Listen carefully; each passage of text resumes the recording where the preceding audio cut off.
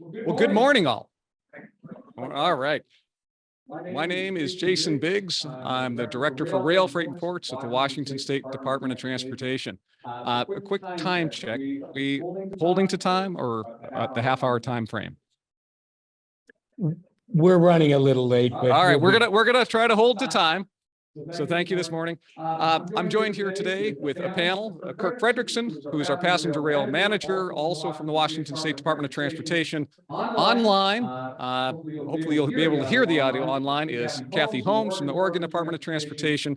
She is the Intercity Passenger Rail Program Manager, and then also Amtrak, Chase Kitchen with Amtrak Government Affairs. So you're going to hear some great things today. Moving into 2024 for Intercity Passenger Rail, this is going to be a record year for us. You're going to hear about service increases, new equipment on the horizons, pre-clearance, planning and grants, and new service that will be starting up just shortly that Kirk's going to highlight. So I'm very excited to kick this off, and I hope you all are excited too about moving into 2024. So let me talk a little bit about WashDOT and ODOT. Why is the Department of Transportation, Washington and Oregon, why are we involved in intercity passenger rail? What is our role? Both states, Washington and Oregon, we fund or sponsor intercity passenger rail. So what does that mean? That means we pay Amtrak to operate Amtrak Cascades. So while it still says Amtrak on the side, it is a product of Washington and Oregon. That's our role. The other thing, we're responsible for maintenance payments. This is both the BNSF and Sound Transit for operations of intercity passenger rail, and we are responsible collectively for the planning. The intercity passenger rail moniker, that is very important. And I was talking to a gentleman earlier today. So Amtrak has long distance service, and then we have intercity passenger rail. And that category is federally designated, and it comes with responsibilities and requirements. The reason Washington and Oregon pay for intercity passenger rail under legislation is any route less than 750 miles in length, and that is the Amtrak Cascades. I know some of you are nodding your head. It's old information, but it's key. It's fundamental here that the states are responsible for funding those services. We don't receive any federal subsidies through Amtrak. We don't receive any federal subsidies for operations through Federal Railroad Administration or USDOT. So the states of Washington and Oregon are responsible for that. That's how we fit into passenger rail.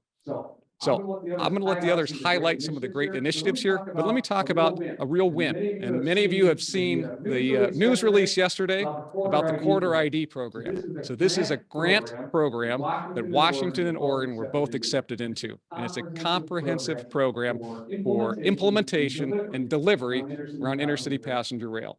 What does it mean for us? So Amtrak Cascades was accepted into the program. High-speed rail, Washington, Oregon was accepted into the program. So out of the announcement yesterday, I did go through and scan. I wish the FRA would have done a little bit better job summarizing, but there were 69 awardees out of this program, with Washington and Oregon being two of those awardees. They come in four categories: high-speed rail, which Washington and Oregon was one of the recipients of, conventional, which would be intercity passenger rail, which would be Amtrak Cascades, extensions, and then also service increases on existing routes. So this is a very key program for us. So under the Amtrak Cascades, this will allow a comprehensive corridor-wide service development plan. I think many of you have either participated, provided feedback. I've had personal meetings with you around our preliminary service development plan that WashDOT put together for the Amtrak Cascades. We did a survey. We received over 4,000 respondents.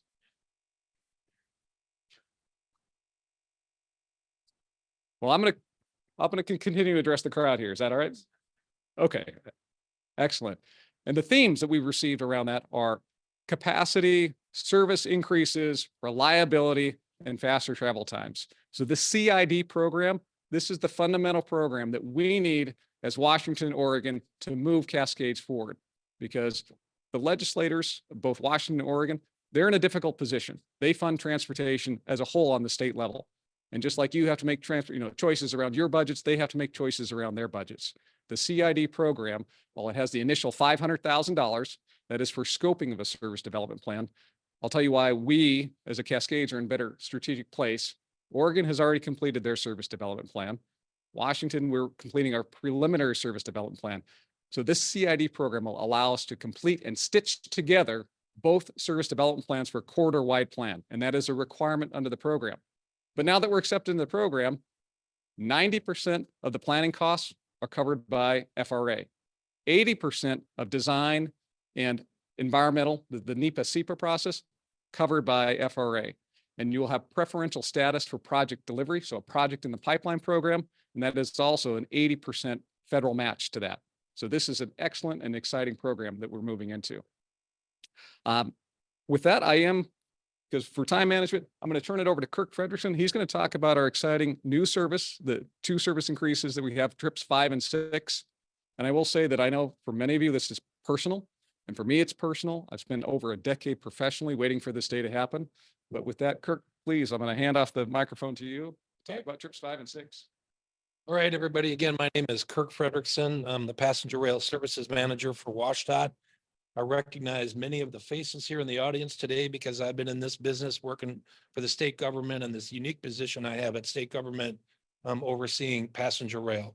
WashDOT does ferries, highways, mountain passes, but the passenger rail program is a big emerging part of the department. And again, I spent my career in this business and I absolutely love it. So it's great to see many of you here today. Just a couple of little things here, just a little history. The building we're in right now in Centralia is owned by the city of Centralia, but it was built in 1912. A couple of years after this building was completed, it hosted 44 passenger trains a day. 44. So passenger rail used to be, from land transportation, was the primary mode of transportation in the United States back in those days. So many things have happened since then, but, and of course, the levels of service that we have for passenger trains has declined from there, but now it's coming back. And the next increment is coming on Monday morning, where we're going to be adding 2 additional round trips between Seattle and Portland. These are long awaited. We had launched that service back on December 18th of 2017. We had the tragic derailment in DuPont. We have not been able to get back to the service levels since then, but that changes on Monday morning. So I'm going to encourage everybody that's in the audience here today, if you get a chance to go out and ride the new services that we're offering between Seattle and Portland. And again, of course, we have our service that goes all the way up to Vancouver, BC, Canada, and our Cascades trains that go all the way down to Eugene. Those will continue to operate. But Monday's a big day for us, and it should be a big day for you as well.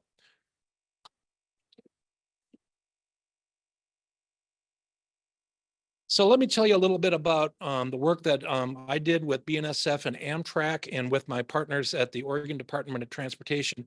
It's not only just adding these trains, but it's when we add them. So there is an adjustment that's going to occur down in Oregon. Many of you have ridden on train 500 that would originate in Eugene, Oregon, and it's been doing that for over 20 years. That train left Eugene at 5:30 in the morning, right? So that's going to be shifted now, and that's going to be leaving at 7:15 in the morning. And the reason we sought that change is because of the ridership. We really think that we can get more ridership if we have a more favorable departure time out of Eugene. That's why we moved it a little bit further out in the day. So we'll expect to get more people that will get on that train. As we all know, 5:30 in the morning is pretty early. Similarly, I asked the folks at Amtrak and BNSF to investigate changing the arrival and departure times of our most popular trains that we have in the corridor. And those are the trains that connect Portland, Seattle, and Vancouver, BC. So we have a departure of our train out of Vancouver, BC in the morning today, and tomorrow it will continue to depart at 6:35 a.m. Vancouver is a very large metropolitan area. Millions of people live up there. But traveling down to downtown Vancouver, BC to take a southbound train to back to the United States at 6:30 in the morning, a little early, especially when you got to get there early for your customs clearances and such. So we've moved that departure time from Vancouver, BC out to 7:15 a.m. Same thing that we're doing down in Eugene because we think it's going to lift the ridership. I'd also asked them to investigate on the feasibility of changing the arrival time of our last train going into Vancouver, BC from a 10 or 11 p.m. departure to a 10 p.m. departure. And that request was honored by BNSF. So we're going to change our service going north of Seattle into Canada, adding the additional services between Seattle and Portland, and then making some adjustments in Oregon. all of these things are intended to increase, the public utility of Amtrak Cascades as a transportation mode and lift our ridership up. So some quick statistics right now on our ridership. 2022, we had 427,000 people on the Cascades. Earlier this year, we started that additional round trip, the second round trip up to Canada in March. So that's bringing our numbers up. As of December 1st, our ridership for the 2023 was around 670,000. And I'm expecting that number to go up over 700,000 here in 2023, calendar 2023. Once we get these new round trips up and running and people get used to using the new service, we anticipate 1 million riders per year. So that's a big thing, right? Good news. So, Jason, to our printer here before some of these examples over here, I'm going to transition now over to the new fleet. We currently right now to operate these schedules, we have 8 train sets in the Amtrak Cascades fleet. 2 of them are Horizon equipment, legacy Horizon equipment from Amtrak. And the other 2 train sets are owned by the Oregon Department of Transportation, and they're the Talgo Series 8s. In the future here in 2026, we will be getting 8 new, brand new, state-of-the-art train sets. This is a picture that you can see here. And we've got some copies over here on the table, and they're also available on the WashDOT website. So we're going to be bringing in a whole new fleet in 2026. And these train sets, again, state-of-the-art, beautiful train sets. Me and a number of members of my team are part of the design review, the National Design Review Committee, to make sure that the train sets are going to meet your expectations as far as accommodation for ADA, food service, business class, comfortable seating, great lighting, easy on and off, all of these things. And I can assure you, we're going to get some beautiful equipment here in just a couple of years. So the general capacity of these new train sets will be about 300 seats each. We're going to have a business class car that has about 50 seats in it. Then we'll have a food service car, 3 coaches, 3 coach cars, and then another car on the other end is called a cab car. And that is going to have space for additional baggage, bikes, skis, and other bags. And then a portion of that car is going to be configured for seating. And we're working with Amtrak, and we'd like to hear from all of the supporters of our service. We're looking at different ways to use that one car that has about 35 seats in it. And we're looking at it being available for groups, that special groups can go and reserve that, so you'll have your own car. And we're also working with Amtrak and others, exploring the feasibility of turning that car into a quiet car, like they have in other parts of the United States and other parts of the world, where there's not going to be any phones going off, there's not going to be any loud noise. It's going to be a very peaceful place to ride on Cascades trains. So those are the things that are coming your way. We've got the new round trips that are starting on Monday. We've got the new equipment that's coming in 2026. So we've got a really, really bright future with Amtrak Cascades. And for the sake of time, I'm going to now ask if anybody has any questions regarding the schedules. Have some other speakers. Have some other speakers too. So let's go ahead and let the other speakers go, and then we can do some quick question and answer. So let's turn it over to Chase Kitchen. I can Thanks, go. Jason. first. Oh, go right ahead. Mine is really quick. Jason and Kirk pretty much covered all of the major things that we have going on right now. But just wanted to let you know that Oregon is getting ready to start its update on its state rail plan. It has to be updated every 4 years. We're due. We're currently working with our consultant on developing the scope for that. We believe that the work will start on the plan in January, and it should be completed by early 2025. So that's my quick update. My apologies. Thanks. Thanks, Thanks, Kathy. Just Chase with Amtrak. Hey, Kirk, Jason, Kathy, the whole crew kind of covered most of the basics here, but I did want to flag, a little more details on the pre-clearance facility in Vancouver, British Columbia that we've got. We are approaching final design on it and hope to have a contractor. Comment. We hear that comment. We understand the comment. We don't have any legislative direction So intercity passenger rail, this fundamental back to that 750 miles in length or less requires the state to fund those services. We don't have funding or direction to do that. And it wasn't the Department of Transportation that conducted that study. It was the Joint Transportation Committee. And it was a data-driven study. And they did go out and look at demand and market. And it did come back that it was not favorable ridership. Now, it did identify within the Kittitas Valley a need for alternate transport or bus transportation that would be used in the Yakima Valley, the Kittitas Valley. But that's the current status of where we're at. So are our online speakers able to participate or not? Yes, they are. Yes, we just need to. Are you not able to hear us? I'm online. I can hear you fine. I Are don't we think they doing can hear us Q&A in the now or room. are we going to wait? This is Brian in California. Okay, there we go. Okay, now we got the speakers working. Thanks very much. Great. Brian, you say that you had a question? We turn it over to Chase Kitchen. Oh, yes. Chase, yes, okay, yeah. So Chase, when you spoke earlier on the call, Chase and Kathy, starting with Chase and moving to Kathy, repeat what you said for the room here in Centralia. Kathy, do you want to go ahead first? You went through your. Can they hear us in the room now? Okay. All right. Yeah, sorry, I wasn't aware you guys couldn't hear earlier.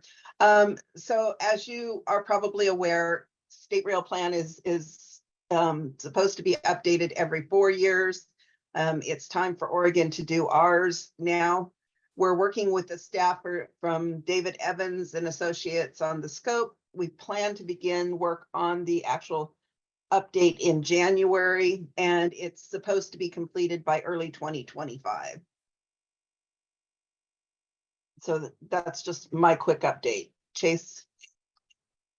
Yeah, great. I just wanted to provide maybe just a quick update on the pre-clearance facility in Vancouver that folks have already mentioned, right? So we're approaching 100% design on that facility. We hope to have a contractor identified in the next month or so, and we'll get a firm construction schedule on that. But the whole idea is by next summer, some point next summer, we'll have pre-clearance facility fully up and running in Pacific Central Station. And what that'll mean is every southbound trip, you'll go through customs. And once you get on the train, you'll just sail on by all the way down to Bellingham. No longer any need to stop at the border, making the Amtrak Cascades a even more convenient way to travel through the corridor. It'll save at least 10 minutes on each one of those southbound trips, which is a great little chunk of time to cut off. We're really excited about it. And I just want to echo some of the things that folks have made mention of. This is a really exciting time. We obviously have the new trains coming in 2026, but that also means things like we're making a huge investment in a new maintenance facility in Seattle. We're upgrading the facilities for servicing in Portland and Eugene. And we're going through all of the stations to make sure that they're all ADA compliant. And expanding platforms, building new platforms. It's all about us setting up the baseline conditions, the foundation for delivering a service that meets the needs and expectations of folks in the region, right? And our goal is to be ready for when the states decide they want to add more trains, to be ready for that. So we can have faster, more reliable service up and down the corridor from Vancouver to Eugene. It's a really exciting time. This is already one of our most popular routes in the country, and it's only going to get better from here. So thank you.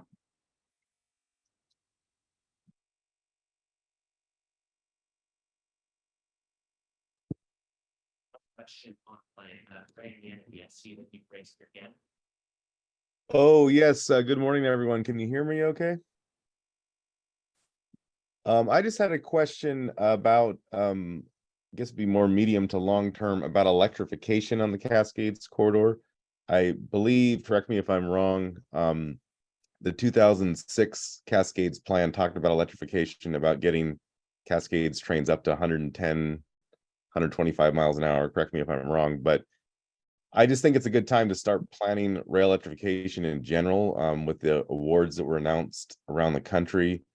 Um, a few of them involved new electrification or electric rail projects, some high speed, some not high speed. Well, in California, we have two 25 kV electric rail projects under construction, the Caltrain high speed rail. Then Brightline to Las Vegas got funding, and they're going to be using the same standard, world standard 25 kV overhead wire.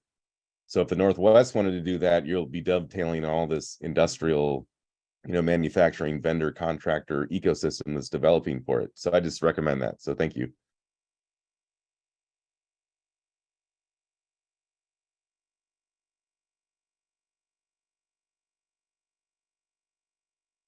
Yes, John Nuxall from the order. Can we get you? Use the microphone. Yes. We'll pass the mic on to John Nuxall from Oregon. Yes, two questions. One, specifically, what are the improvements planned for the Eugene and Portland railroad stations? Secondly, with all of the new funding for corridors and so forth, what's happening south of Portland? Or what will happen? We weren't ready in 2010, 2011 when money came out because things weren't shovel ready. There have been lots of studies, Eugene to Portland since then, that basically say, let's redo, let's expand, double track, more sidings on the UP. Are we ready to apply? Why or why not? So we're looking at a couple of projects. We're looking at the Oregon City siding project, which we had a location identified. It ended up not being the best location, so we've rescoped, or we're in the process of rescoping it. That will help with some of the bottleneck there going into Portland. We also have the Eugene layover tracks that we're looking at down in Eugene. We've been working very closely with UP and with the city of Eugene on getting that project ready to go. We're not sure if we'll be ready for the Chrissy grant. We're still trying to work and get it moved ahead as far as possible. But as Jason mentioned earlier, that CID planning grant that we have, those are some of the ones that we're looking at for those funds. We'll be working with WashDOT closely on that. So we've got some things that we're looking at. We don't have anything totally nailed down yet, but we're getting close.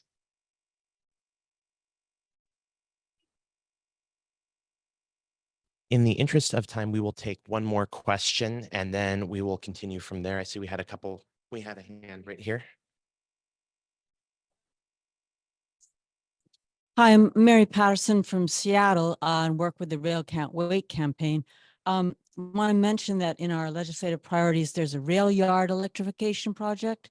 Brian Yanity might be interested to learn more about that here in the Northwest in Washington State. And also regarding East-West service, I know there's a difference of an opinion on what the STEER study reported, but in our legislative priorities, we have written, the 2020 STEER study by the Washington State Joint Transportation Committee states that, quote, further work will be required, end quote, to provide data necessary to evaluate long-term investment in the East-West Stampede Pass route. So there's a difference of an opinion on what that STEER study led to, and we really want the next step in best benefit cost analysis there. Thanks a lot. Thank you.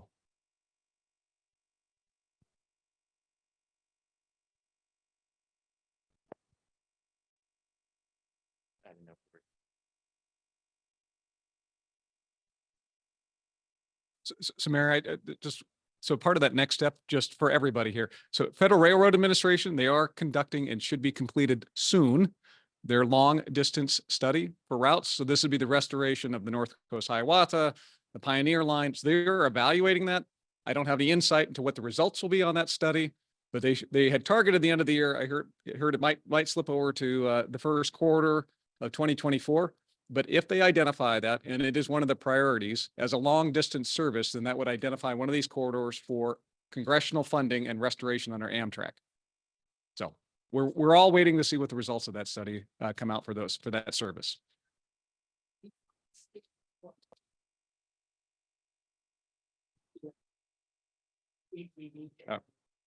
Well, but I want, okay. So how about a break? We'll have a conversation.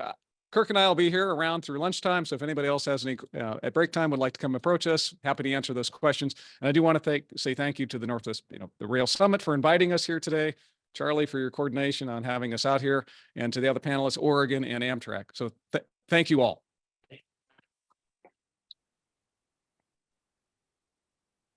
Yeah, thank you for having me. Thank you for Appreciate it.